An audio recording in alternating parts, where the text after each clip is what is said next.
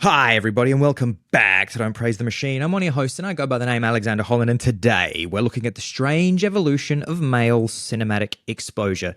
If you trace the history of film, we've moved from an era of total modesty to a modern landscape where the male anatomy is being unleashed in more and more prestige dramas on your feed. But here is something I bet you didn't know. 80 to 90% of what you're seeing is medical-grade silicone.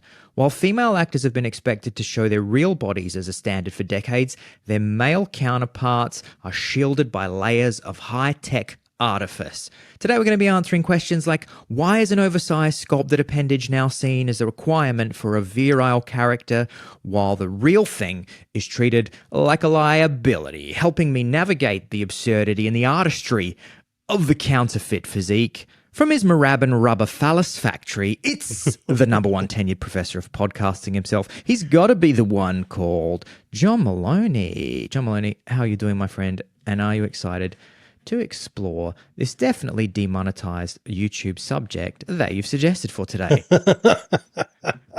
I'm very excited. I have been noticing this for many months and perhaps longer, and it's been on the edge of my mind.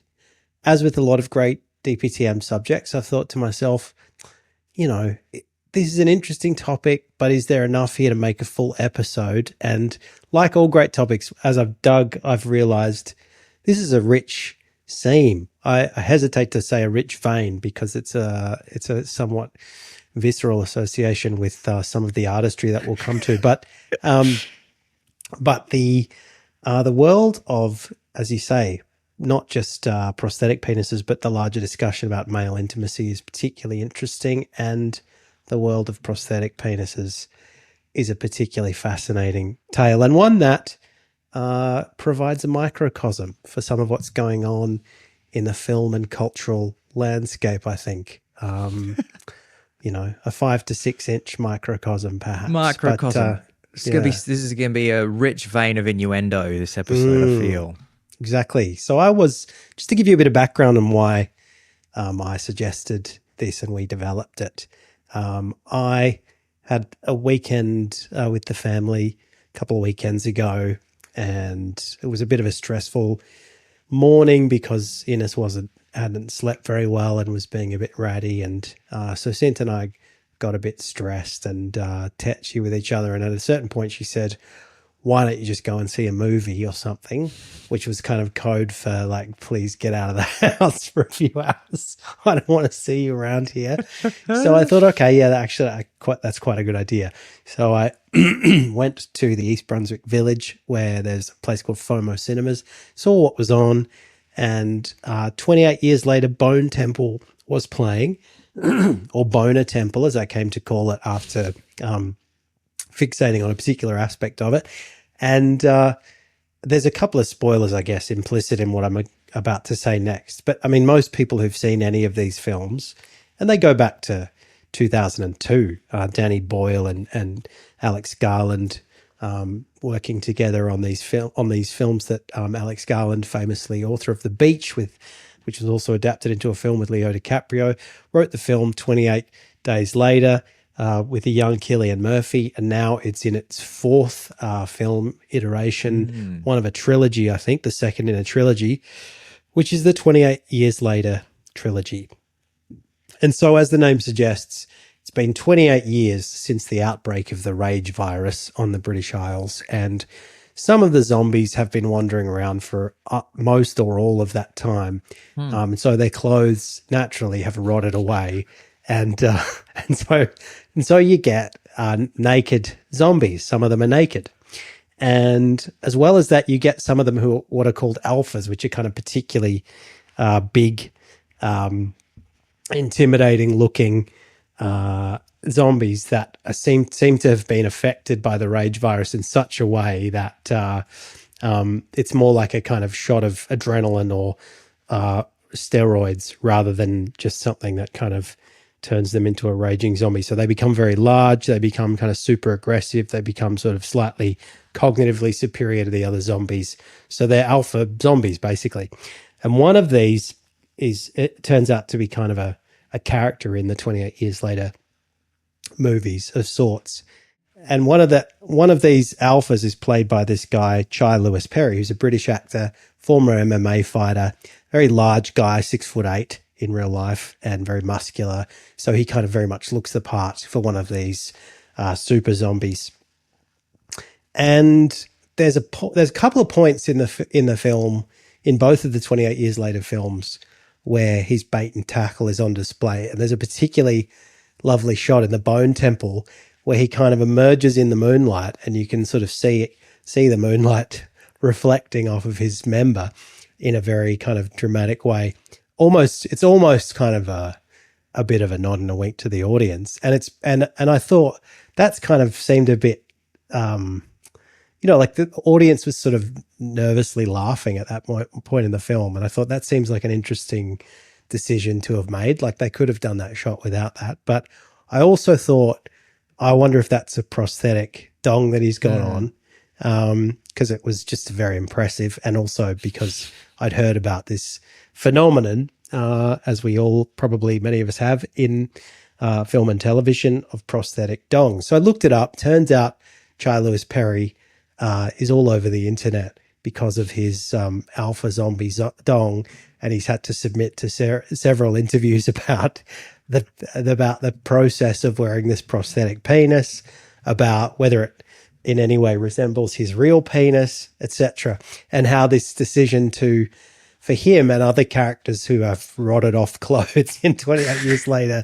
to wear prosthetic appendages, where that came from. It turns out it came from an Australian who worked on the film, who lives now in Glasgow, but she's an Australian native, Glasgow-based Australian, named Vanessa Coffey. Started off like myself as a lawyer, and as I'm aspiring to do, ended up being an intimacy coordinator on films. And in that role, she advised Danny Boyle, the director, that they better start using prosthetics because one of the characters is a 13-year-old actor. Okay. And she said, well, the law in the UK might cause trouble for us because, if something goes wrong, if he doesn't like what's going on set, if someone complains, whatever, there could be issues with people on set wandering around with their dongs out around a 13-year-old kid, which struck me as kind of odd. I mean, I remember when, you look at the film, it's full of gore and kind of horror. This 13-year-old actor is being pursued by a 6'8" man who's kind of covered in blood and wants to eat his guts and is ripping people's heads off and all these things. And you think like, and he's got a prosthetic dick, which looks exactly like a real dick. And you think like, how much more traumatic could it be? Even more threatening. Exactly. Exactly. By its sheer girth. I mean, how much more fucked up is this kid going to be if he's like, I can't believe his dick was out? Like, that's not really what's disturbing about it. It's kind of, the whole thing reminded me a bit of walking around with you in the area of London where you used to live, Stamford Hill, with the Orthodox Jews wearing the wigs on their head. Because I guess the biblical requirement was don't show your hair. So they said, okay, fine, I'll put a fake hair on top of it. And I always imagined them, I always thought like, aren't you worried God's going to say like, well, you knew what I meant. And this is not in the spirit of my rule. Exactly. Yeah. This isn't like a tax deduction. You're supposed to like be obeying it in good faith, not looking for a loophole. But anyway, they did basically found a loophole in this case by allowing Chai and various others who needed to have penises out in the film to wear prosthetic penises. And apparently it was a real, and they also did things like for a lot of the women, they would wear nipple covers that looked like nipples over their real nipples, and merkins that looked like muff over their real a pubic vagina. wig for the uneducated. Exactly. And also apparently even buttocks sometimes had prosthetic enhancements on them. Although I think that was partly about some of the zombies need to look particularly emaciated or wounded Oh, or okay. so things like So that. sort So of that's like probably, a you know, flatter ass. I was yeah, wondering if maybe exactly. you could, as You an need a actor, you could more, request higher or lower crack. if you need a more kind of scabby, zombified ass, and you weren't willing to really commit to the role and do that to your own ass, then they could give you one.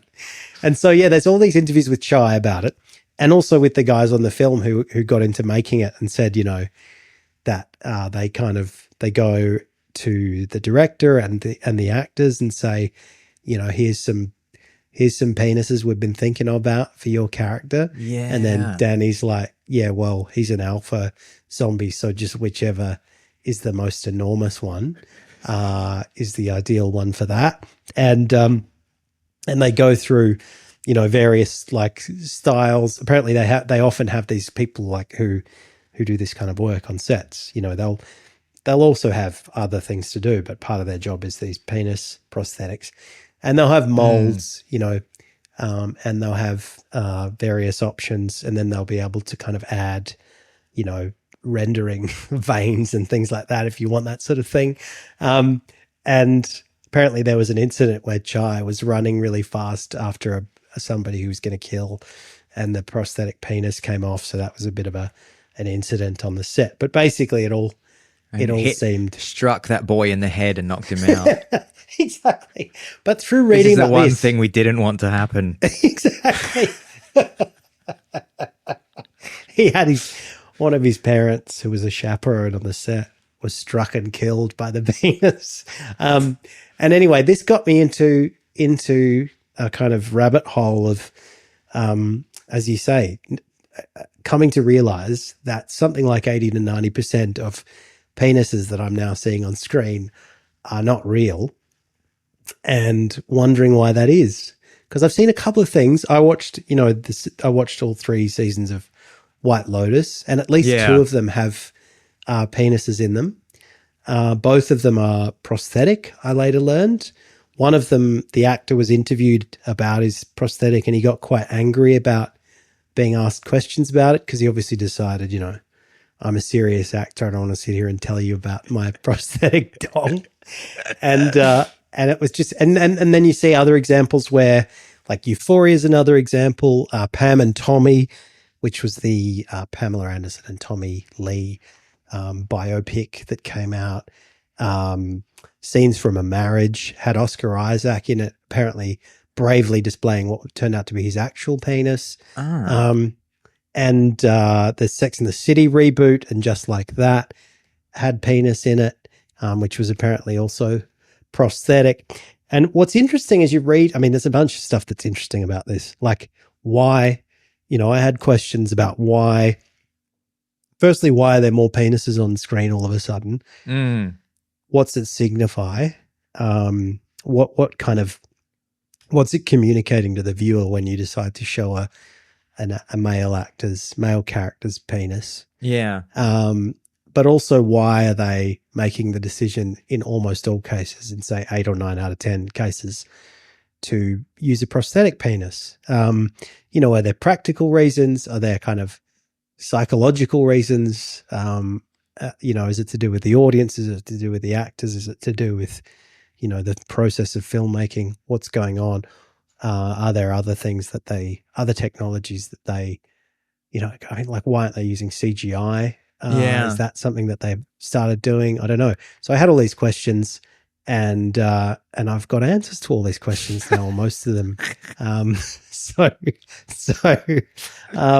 I'm very pleased to share that with you and to hear your views today. Yeah. Are you talking to the audience? Or are you talking to me there? Talking about you and the audience, yeah.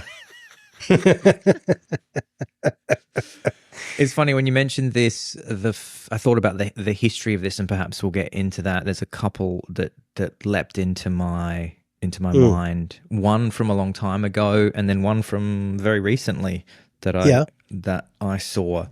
But yes, so when I looked this up as well, John, the first reason that I heard, which made me have a little giggle, is that the the one reason could be that the male anatomy is more prone to changes in state than perhaps female anatomy. You know, it was certainly more visible changes of state. Yes. And so perhaps, you know, very schizophrenic organ, as Seinfeld once said on that's the Seinfeld right. show. Yeah. And so for a couple of reasons, one you could argue continuity, which is not so fun to think about. What is fun to think about is just the kind of embarrassment of both changes, both growth and shrinkages in the male member. But it's funny, actually, that could actually be a real continuity issue, because if they shot one part of a scene, like let's say there's a nude scene with man and they shot over 2 hours, and that, but in the movie that's meant to be a moment. If suddenly it's big, and then seconds later it's tiny, and then big again, because they've waited hours and it's gotten a bit cold or whatever. You go, well, now I'm just not in the movie. Now I can't suspend my disbelief anymore.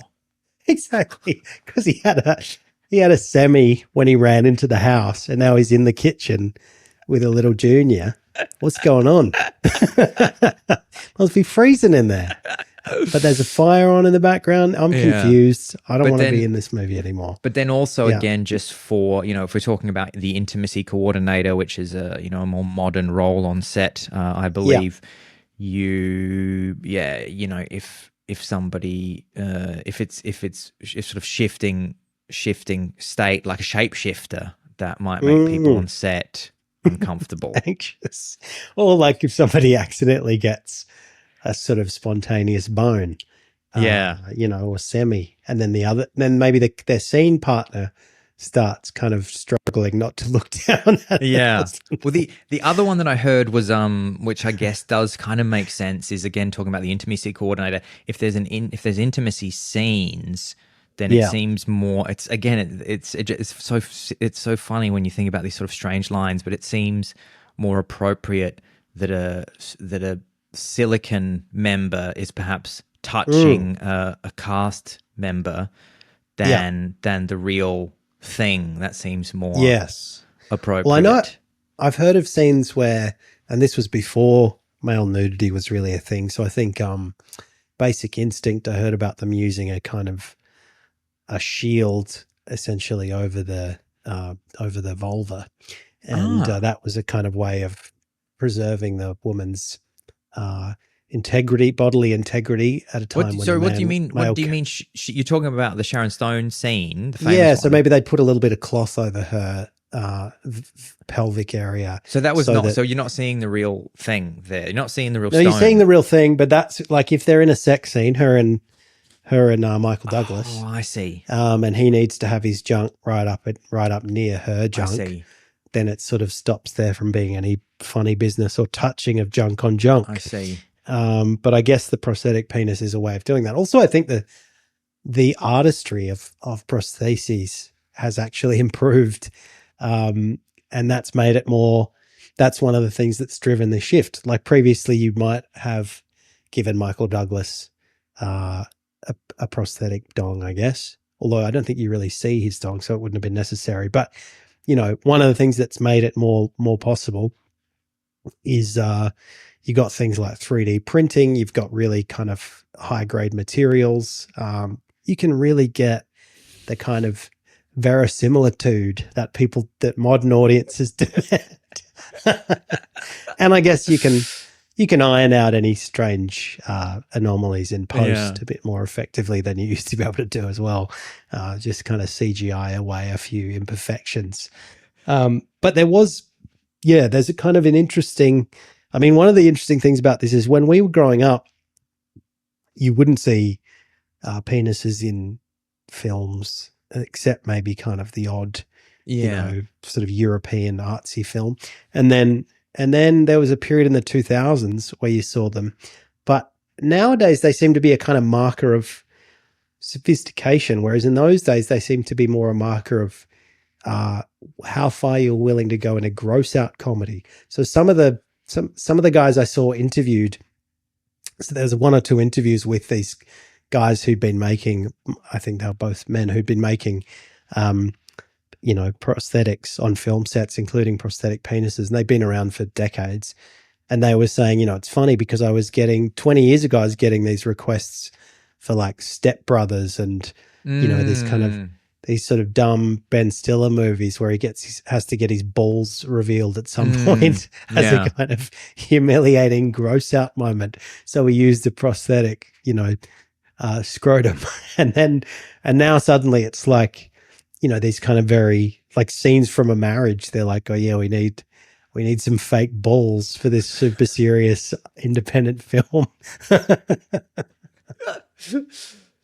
And we'd say one reason why the prosthetic penis is coming in is because it's to make people on set comfortable. Another reason that I read, John, was that there's a lot of legalities surrounding erections on screen. So basically, you're allowed to have flaccid penis, but you can't have erect penis. So just so that everybody's safe, you just go, if we use a prosthetic, nobody can argue that there was an erect penis on screen. That's interesting because it's a bit of a Sorites paradox for the philosophy heads. When does a flaccid penis become an erect penis? It's a matter of debate. For centuries. It's a matter of debate for centuries. You get some, tightly wound sensor saying that's a bone. Yeah. Someone says, no way, that's not at all. That's not at all. I don't know what you're dealing with, but that's not. I don't know what you're dealing with down there. You got to get your shit checked. Exactly. And then, of course, John, of course, the other one is that men would most likely, male actors would want to appear to be large. And so if they're not large, use a prosthetic. Yeah, exactly. And maybe they have just on that last point with regards to censors and legalities. One of the issues was apparently that, if you had female nudity, because it was kind of much more normalized, you'd be much more likely to get an R18 rating. Whereas if you were to suddenly put a dick in your film, you'd be much more likely to get what they called an NC-17 rating, which I think is the next one up. It sounds lower, but it's like basically, you can't, even with parental guidance, you can't have anyone under 17 in the film. And so censors apparently just were enculturated to have a kind of sensitivity to male nudity. And I think that's been largely sorted out by one thing, streaming services, which I don't think are necessarily subject to those kinds of rating systems. But also I think the prosthetics are a way of avoiding some of those complexities, because you can say to them, look, it's not a real penis, so maybe you can be a bit more relaxed about that as a censor, even though for all intents and purposes, it's just like you've seen a real penis, I think. But yes, coming back to your point. Yeah, I mean, I guess there's a sense that if you're like, you don't want your penis to be scrutinized by TMZ or whatever, and you don't want to be kind of known as short statured in that department, or as kind of unusually large. Maybe you just don't want it talked about, so you can just say, well, it wasn't me, it wasn't mine, and preserve some level of modesty, which is interesting because obviously female actresses or actors haven't had that privilege, for the longest time. They've been like, well, the role calls for, or the part that you're playing calls for nudity, and you probably will get, people will talk about your body in the media, and everyone will know what you look like under your clothes, and you're just going to have to live with it. But there's still something about like a particular taboo around, I don't know, maybe it's because there's a kind of a, like, you might have big boobs or small boobs, but people will argue, again, for centuries, going all the way back to Socrates, about the merits of one or the other. Whereas a penis is a kind of there's like a very linear, you've either got a big penis or you haven't got such a big penis, and that the length is the kind of metric that most people are going to be talking about. So I guess there's a difference there. It's more kind of, there's more of a binary in the assessment of penile worth than there is with female anatomy, you might think. Yeah. It's because you have a small penis. It's not like having small breasts. No. People aren't going to go like, well, I'm a small penis man. I don't know if that's really a thing. They might say, well, I don't need a huge penis. That's fine. But still, like as an actor, you'd prefer to be on the well hung side, I would think. It does also, I think, evidence of the fact that the prosthetic penis does prevent people from scrutinizing your real member. I think evidence of that, we can mention what I think is arguably, maybe not even arguably, the most famous prosthetic penis in cinema history, and was very much talked about at the time, and that is, of course, Mark Wahlberg in Boogie Nights. And I remember at the time, friend of the show, stay prayed up with your massive prosthetic penis. He when that film came out, when Boogie Nights came out, it was all in the media. This is not his real penis, and that was talked about at the time because he's playing Dirk Diggler, who's based on Holmes, Johnny I think Holmes, who was a famously like incredibly well endowed porn star, and so it was important for the role that he have a sort of unnaturally massive penis. But nobody has ever said, oh, Mark Wahlberg has a big penis or Mark Wahlberg has a small penis. Because nobody, as far as I know, he's not done real nudity in any film. So he's avoided there being discussion of his actual penis. People just talk about the prosthetic one. To go back, and I remember at the time, you can go back to his Calvin Klein days and speculate through his jocks. I remember at the time, I think he was quoted as saying, which is hilarious, I think he said something like, actually, I'm doing fine. It's just not that big. Yeah, okay. So he was basically like, look, don't think I didn't do it because I have a tiny one. It's just because that character has a massive one. Mine's only, he's like, I barely even fit into it. Yeah. Yeah, that's right. It was a whisper bigger than my real dick. Okay. It was a tiny tip extension. The shaft was real. Half my shaft is real. It was just my bell end isn't that big, okay?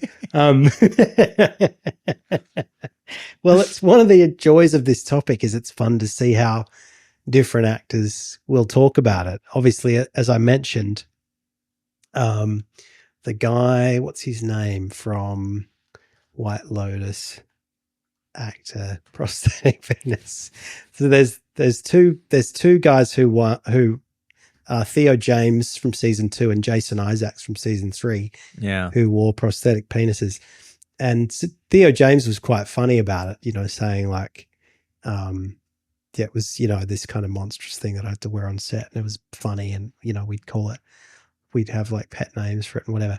And Jason Isaacs was basically, in the interview I saw, was like, why aren't you asking women actresses about their boobs if you can ask me about my penis? And I don't want to talk about it, basically. Kind of half joking, but obviously quite annoyed by that line of questioning.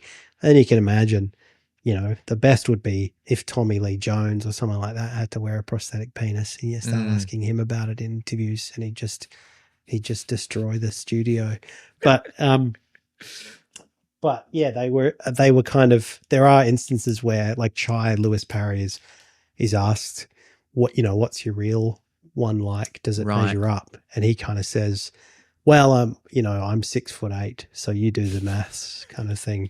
And I just think like, even that's a bit like, I would say, no, my real one's tiny, just to kind of subvert the whole thing. Totally. Like otherwise you just kind of like coming off a bit lame. You just be like, and making me think you do have a small penis. 13 years old? Exactly. But also one of the interesting things some of these guys have talked about is the selection process. And Billy Bob Thornton apparently decided on a particularly kind of humble looking prosthetic penis for a recent role because he's just like the big one was distracting and I didn't really gel with the character. But then, this kind of idea that you even think about character traits and how they, might need to be reflected or perhaps subverted with the choice of penis struck me as like a really strange idea because it's not so much about like you might think, well, this for example in The Substance, what's her name who plays the kind of younger version, Demi Moore's younger self, it'll come to me in a minute, but anyway, she had to wear prosthetic breasts because the director decided I wanted this character to be really buxom. That's kind of part of the point of it because it's about physical beauty and whatever. And apparently she sort of jokingly talked about how she has small breasts in real life, and so she had to put these kind of fake boobs on. But that's not really to do with her character. Whereas you would, there are these decisions being made on sets with male actors where it's like, well, your character's he's a very kind of powerful, virile man, so he should have a large dick, or he's a bit of a milk toast, so we'll give him that one at the end of the row there that looks like a chipolata, which is kind of weird. And that there are some articles where people are saying this is problematic because we're kind of leaning into this stereotype of big men with like, aren't we all supposed to be progressive in Hollywood? And yet you're all just saying, oh, actually, no, he's a big tough man. So obviously you can only be a tough man if. Exactly. This guy runs a Fortune 500 company, so he's got to have a real stonker. It's like, well, that's not really how the world works, I don't think. But it is a strange sort of double standard or a strange kind of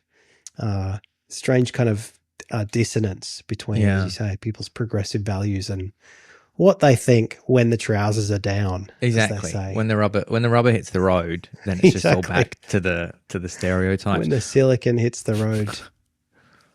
Tim Robinson's new HBO drama, The Chair Company, there's a very funny moment and kind of like shocking because it's just like a bit of a sort of edgy comedy. And then there's part of the joke is clearly that it's prosthetic. Like, like it's suddenly you're just confronted with a prosthetic penis. And actually what happens, I won't spoil it, but what happens to the penis, it has to be prosthetic for that to be on HBO. Like if it was real, real, you'd be like, what did I just see?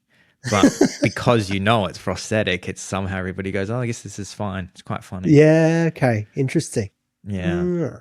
Well, I'm keen to watch it now. There's a scene apparently in And Just Like That, which I'll never watch, the Sex and the City kind of, I don't know what you'd call it, reboot, where one of the actors is kind of handling this prosthetic penis because she's preparing to pleasure it. Again, like not something that just wouldn't be a real, wouldn't be a thing. That would make it kind of borderline hardcore if it was real. Yeah, exactly. Although in that case, I don't think it is advertised that it's not real, but it's just kind of, it's understood. Not, so that it's understood. Exactly. Yeah. Yeah. It's interesting. And I mean, there are actors who are obviously prepared, like I said, Oscar Isaacs in Scenes from a Marriage, who was just like, I'll just use my real dick. Thanks. Okay. What would you do? No, I'd use a prosthetic, I reckon. No question about it. I don't have to think twice. Yeah, exactly. No fucking way. No one's seeing that. I mean,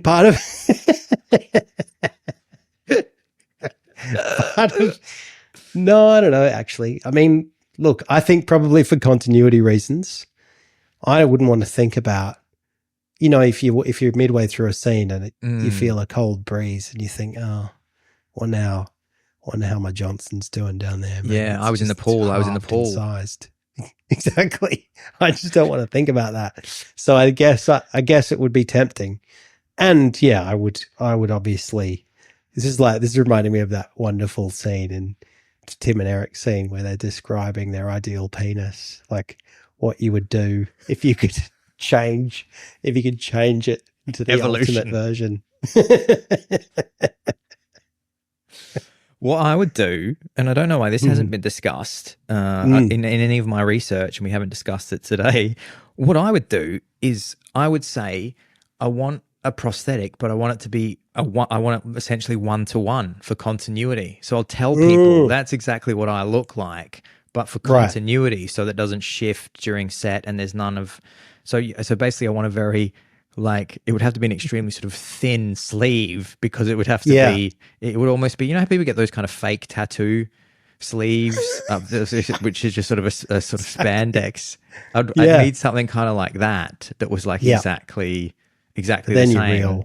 So if there's a little bit of shift of blood or whatever, then that it stays the same. But then if people say to me, "Oh, why did you make it bigger?" or whatever, I'd say I didn't. That's it. Rest assured, that's what it looks like. Yeah. Yeah, it's a good point. Although the tight sleeve, long hours on set, you might end up with circulation or perspiration problems. Thrombosis. Thrombosis. You have to get up and move around like you're on an aeroplane, or you die. You have a clot. I guess the other thing, John, is the reason that they throw them into dramas now is because it adds into sort of adult like integrity and authenticity and edginess to dramas. Everybody's trying to be like, oh, don't you guys keep saying that television and film's rubbish, but look how interesting and authentic and edgy we are. There's penises in ours. Yeah, we're not a Marvel movie. We haven't spoken about that either. Why aren't there big blue and purple and green dongs in Marvel universe? Ryan Reynolds just killing baddies with his giant schlong. I'd watch that one. I'd make an exception from my MCU moratorium to go and watch that.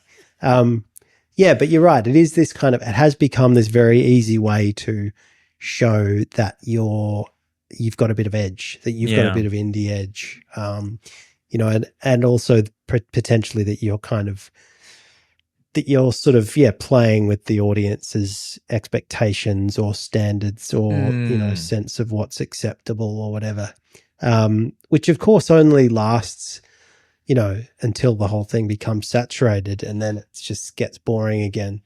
And then I guess the real step will be, certainly after this episode, 2 prosthetic dicks. Exactly. Or just I was going to say real, no prosthetics, but you're right. Yeah. The real one will, the real test will be multiple penises, or just kind of novelty sized large ones and small ones. Well, they'll end up like, ironically, like the ancient Greek plays where you had characters with kind of comedically sized phalluses in amphitheaters 2,000 years ago. We'll go back to that. But I do wonder, I did also have this thought whether or not we've really come to terms. I mean, the penis has always been a sort of thing that's artistically has been difficult to depict accurately. Like if you go through an art gallery full of Renaissance masterpieces, you will rarely see a sort of an anatomically sensible penis on an adult. They're typically smaller. They're typically small and kind of cherubic looking and sort of weirdly. David. Michelangelo's David. Exactly. Yeah. Weirdly kind of defanged, you might say. Yeah. And I just wonder if part of that is just we haven't quite been able to embrace the inherent ugliness of a lot of penises and balls, and maybe the prosthetic penis allows you to idealize the form of it slightly, and so that we can kind of, we have a kind of idea of what the penis looks like in the movies, even though we know the real thing is kind of, utilitarian necessity, but not a particularly attractive one in most cases, except for mine, of course. It's really beautiful, but everything you're saying is making me think more and more of that Tim and Eric bit, Tim and Eric sketch. For anybody, you've got to look up You've got to look So up good. Tim. Go on YouTube and look up Tim and Eric, our bodies, a penis, and it's just one of my favorite things ever. And and what is that line that Eric has? Where we both agree that, because they kind of have different designs. They both are explaining to they've got a doctor on set they're basically explaining that they think that the human penis is flawed, and that if they controlled evolution, that they would like change it. And then they both come up with these like convoluted, bizarre systems that are quite different. But at the end they're just kind of nodding to each other, and they can barely stop laughing. Like they're just smuggling their laughs, and they just say to each other, "We've both come out with pretty different expectations of results here, but one thing we can agree on is that there would be no balls." That's right. Because Eric had some model where the balls like receded to the undercarriage. That's good. I think I think the one-to-one sleeve is a good idea. I think if it were me, I just would say, look, I understand the continuity issue with respect to the penis, but it is important to me to show my balls. So is there a way that we can,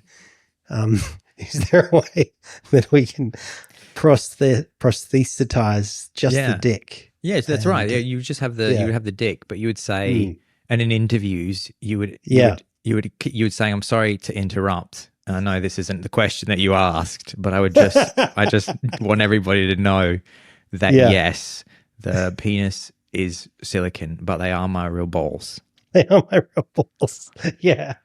Sorry to interrupt the question that you were actually asking Dwayne "The Rock" Johnson, my co-star, but I just want to stress, it would kind of be like the equivalent of the, Groucho Marx sort of nose and glasses, just penis you would say to the interviewer, I don't know why they did this, but the contract they gave me stipulated that I must show my balls, but I didn't.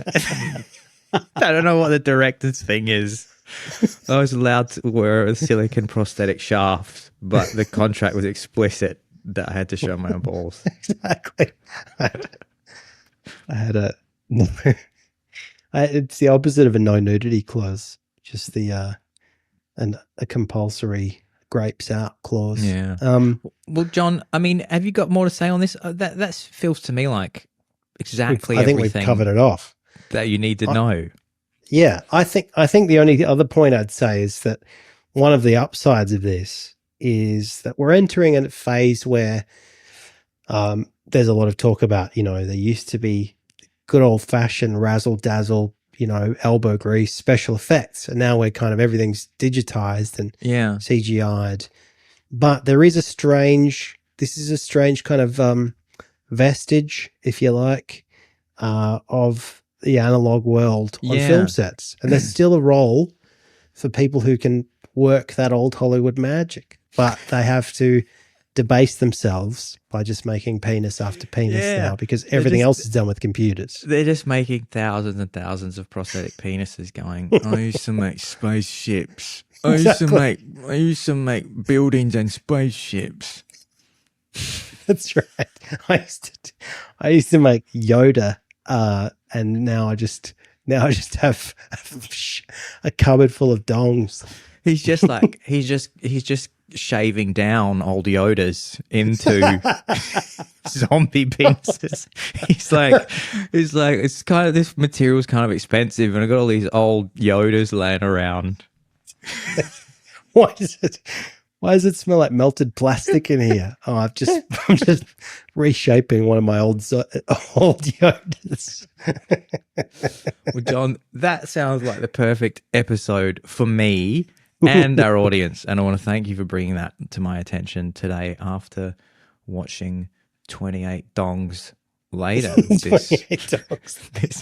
this week.